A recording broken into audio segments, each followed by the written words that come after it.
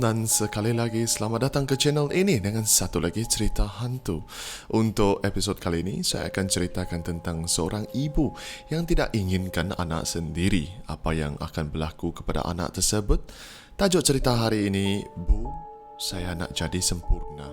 Seperti biasa, sebelum kita bermula, ingatlah untuk klik butang subscribe dan juga notifikasi supaya anda tahu apabila video baru diuploadkan.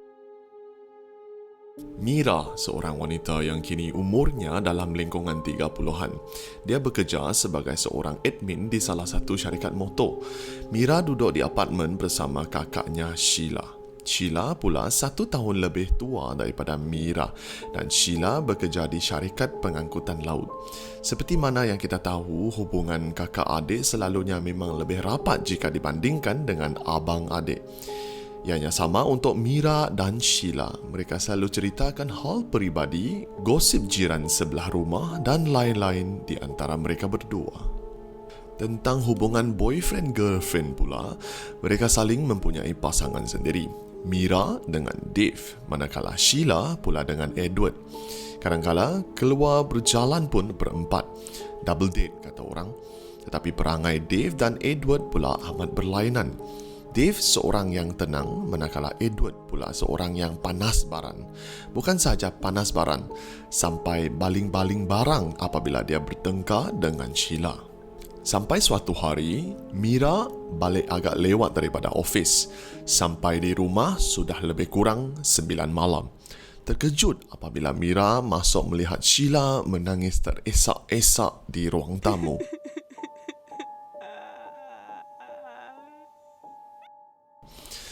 Tanpa banyak tanya, Mira terus memeluk kakaknya itu mengharapkan dia dapat menenangkan kakaknya sebelum dia bertanya apa cerita.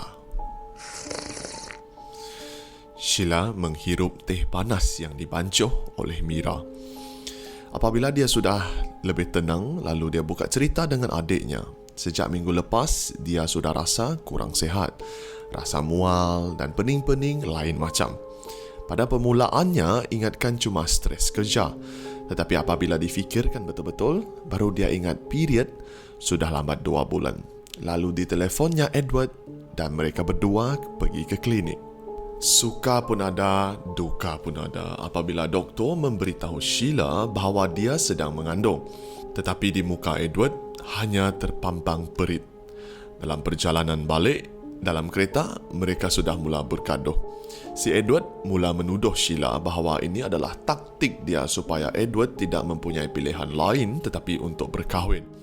Edward juga menambah bahawa dia belum cukup enjoy hidup. Dia belum bersedia untuk menjadi ayah. Macam-macam sebab dihujahnya seperti peguam.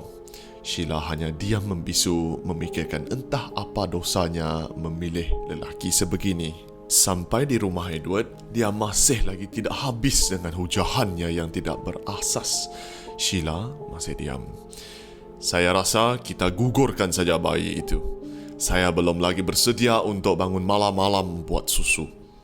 Kata-kata yang keluar dari mulut Edward yang rasa seolah-olah parang menetak hati Sheila. Sheila tergamam. Dia masih lagi membisu. Dia tak tahu bagaimana hendak menjawab balik. Nak besarkan bayi itu sendiri, dia pun tidak pasti sama ada dia dapat ataupun tidak. Bilik menjadi sunyi. Sheila masih tidak bercakap apa-apa. Edward berulang-alik di dalam biliknya sambil menunjukkan keresahannya. Macam mana? Terjah Edward mengejutkan Sheila yang duduk diam di atas katil. Kita pergi ke klinik esok. Saya kenal doktor itu. Dia boleh settlekan. Sheila buntu dan hanya mengangguk setuju. Dia pun tidak tahu boleh bagaimana lagi.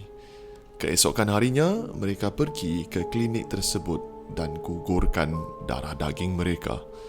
Sheila hanya mampu menangis apabila proses tersebut selesai. Tetapi muka Edward nampak lega. Edward menyatakan bahawa dia masih ada kerja yang perlu diselesaikan. Dia perlu balik ke ofis, so dia tinggalkan Sheila di rumah Sheila sendiri. Sheila hanya mampu menangis memikirkan betapa kejamnya dia untuk buat perkara tersebut. Namun, dia tidak berdaya. Dia tidak mampu tanggung kesemuanya sendiri. Seperti sudah jatuh ditimpa tangga. Beberapa hari kemudian, Edward menghantar teks kepada Sheila memberitahu bahawa dia tidak dapat teruskan hubungan ini. Dia nak break up. Selepas itu, teks terus tidak dijawab, telefon pun tidak diangkat-angkat lagi. Kelam rasanya dunia Sheila apabila semua itu berlaku. Bayi sudah tiada, kini teman lelakinya juga meninggalkan dia. Dia duduk menangis seorang diri di rumah sehingga adiknya balik. Mira pun tidak tahu bagaimana untuk menolong kakaknya. Cuma dapat memberitahu bahawa dia akan sentiasa bersama-sama kakaknya tidak kira apa jua yang berlaku. 6 bulan berlalu. Sheila sudah tidak memikirkan si Edward itu lagi. Dia hanya bertekad untuk kerja kuat, menyimpan duit yang mencukupi untuk dirinya sekiranya ada apa-apa hal yang lain, sekurang-kurangnya dia tidak payah mengharapkan orang lain. Mira pula, hubungan dengan Dave semakin intim. Mereka juga mula merancang untuk berkahwin. Tetapi belum lagi sampai tarikhnya, kini Mira pula yang mengandung.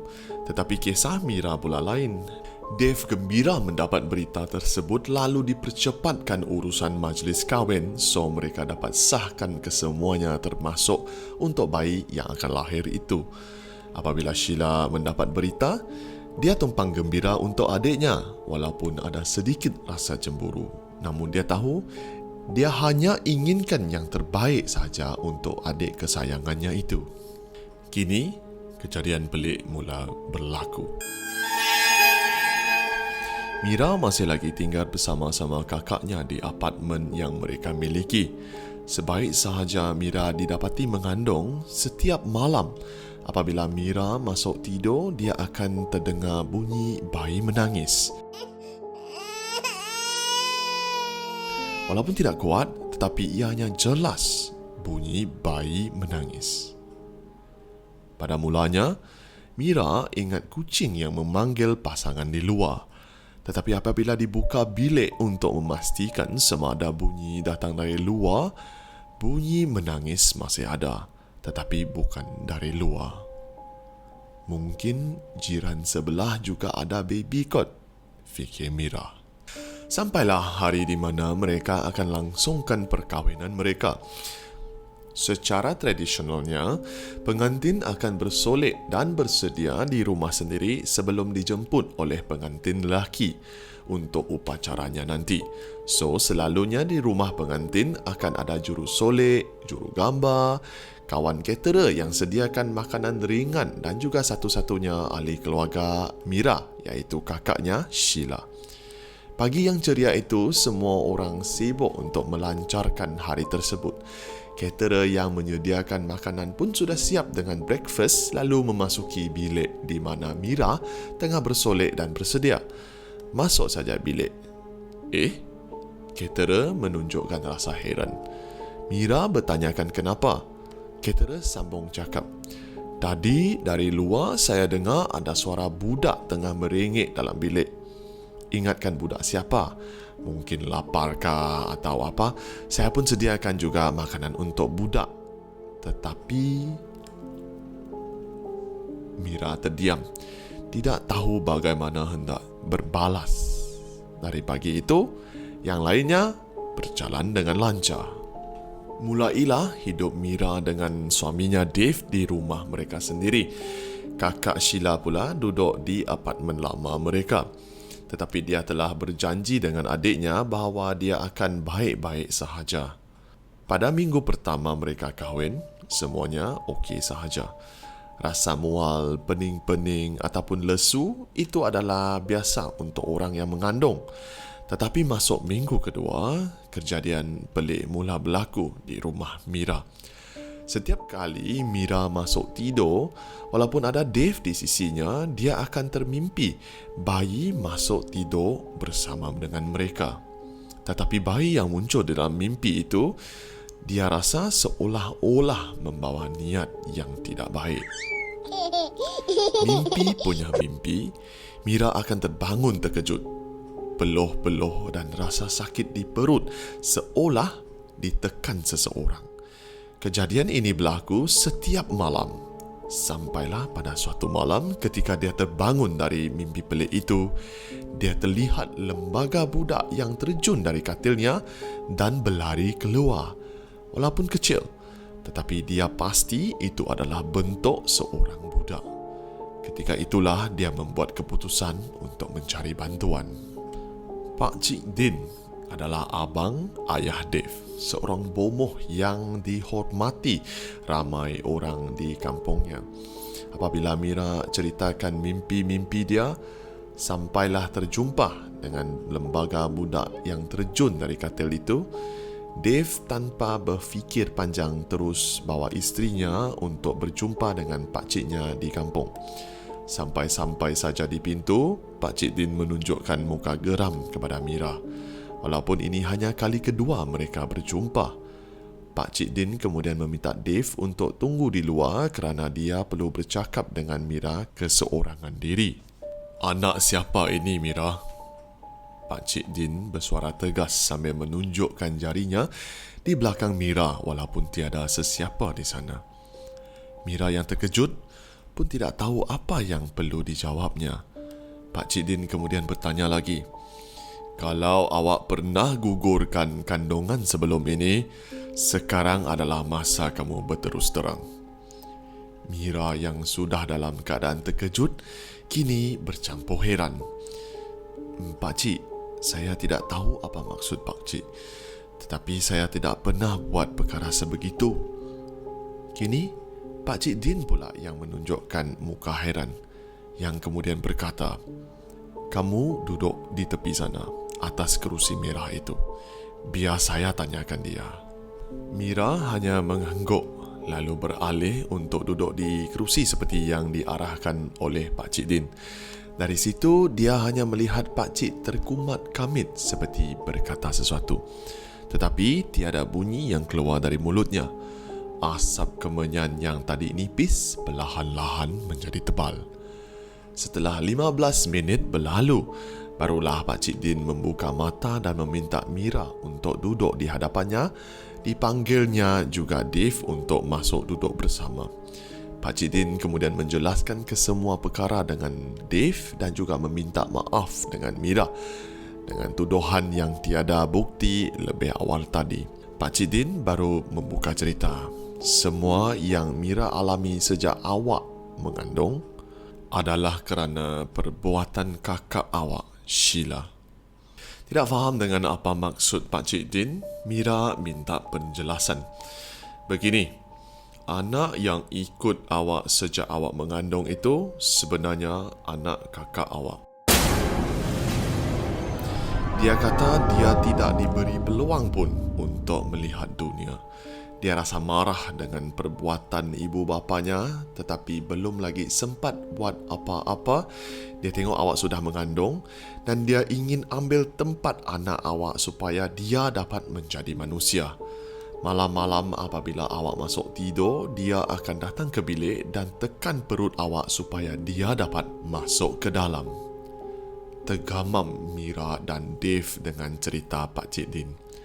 Pak Cik kemudian bersambung, "Sekarang dia pun tidak mahu meninggalkan tempat ini, kecuali salah seorang ibu bapanya datang." Cepat-cepat Mira telefon kakaknya dan minta kakaknya untuk bersedia apabila Dave kembali ke kota untuk membawanya ke rumah Pak Cik Din. Dalam perjalanan ke rumah Pak Cik Din, Dave sudah membuka cerita sedikit tentang apa yang berlaku. Sheila hanya dapat menangis teresak-esak mengenangkan semua yang berlaku ke atas dirinya. Sampai saja di rumah Pak Cik Din, Pak Cik meminta Dave dan Mira untuk tunggu di bilik sebelah dan tinggal hanya Sheila dan Pak Cik Din di bilik berubat itu. "Sheila, kamu tidak dapat lihat anak kamu, tetapi dia ada di sini. Ada apa-apa yang kamu ingin katakan pada dia?" Sheila meraung-raung dengan tangisan sesalannya. Tidak tahu apa yang dia dapat katakan, cuma meminta maaf tidak habis di bilik yang seolah-olah kosong, cuma dengan Pak Cik Din yang duduk di hadapannya. "Sheila, anak kamu cakap dia akan pergi mencari ayahnya. Kini dia telah berjumpa ibunya. Dia cuma akan pergi apabila dia beritahu ini dengan ibunya. Dia kata, "Bu, saya ingin jadi sempurna." Lagi kuatlah Sheila menangis mendengar apa yang dikatakan oleh Pak Cik Din. Kemudian Pak Cik Din meminta Sheila untuk balik dan buang segala barang yang pernah dia miliki ketika dia dengan Edward. Sekiranya ada apa-apa barang yang dia pernah beli kerana terkenangkan anaknya itu, buangkan juga. Setelah Sheila menenangkan diri, dia, adiknya dan Dave pulang ke kota bersama-sama. Sepanjang perjalanan tersebut, mereka semua diam. Mira meminta kakaknya Sheila untuk bermalam di rumahnya kerana bimbangkan kakaknya keseorangan diri. Sheila bersetuju, tetapi dia minta untuk balik untuk buangkan barang-barang seperti yang dipesan oleh Pak Cik Din. Alangkah terkejutnya mereka apabila keesokan harinya mereka terbaca berita di surat khabar yang Edward, bekas teman lelaki Sheila, mati di dalam kemalangan yang ngeri. Adakah kemalangan itu ada kaitan dengan apa yang berlaku? Tiada siapa yang tahu. Tetapi selepas malam itu, Mira dapat tidur dengan lena tanpa gangguan lagi. Dan tidak lama selepas itu, Sheila berhijrah ke Eropah untuk memulakan hidup barunya di sana. Itu saja untuk minggu ini. Sekiranya anda sukakan cerita-cerita seram seperti ini, tekanlah butang subscribe. Kepada kawan-kawan yang ada komen ataupun ada cerita yang ingin dikongsikan, tinggalkanlah ia dalam ruang komen di bawah. Dan saya Kim mengucapkan terima kasih kerana mendengar dan kita jumpa lagi pada episod akan datang.